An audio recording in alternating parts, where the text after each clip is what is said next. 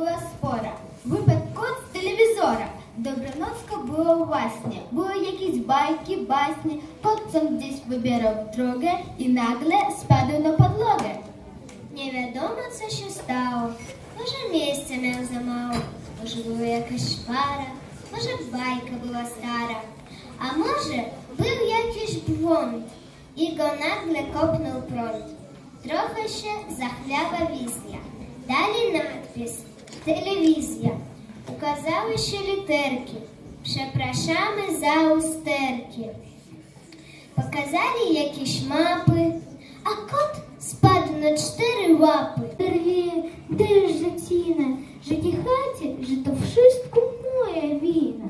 A ja muszę zmyć po zimie wszystkie ślady. Można zrobić to bez deszczu, nie da rady. Refrenik. Jak dobrze, że jesteś ze mną, gdy jasno i gdy ciemno. Ach, ty moja stopoć, kocham bardzo, bardzo. Nawet gdy muchy masz w nosie, choć z tymi muchami, to nie przesadzaj, dobrze?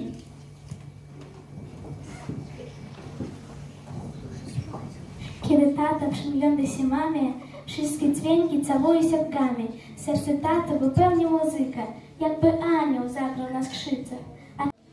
Wszyscy załączeni nucą takie refreny.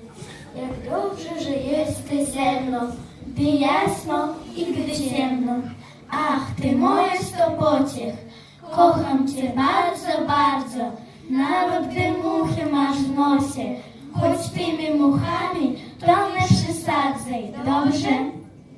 Dobrze.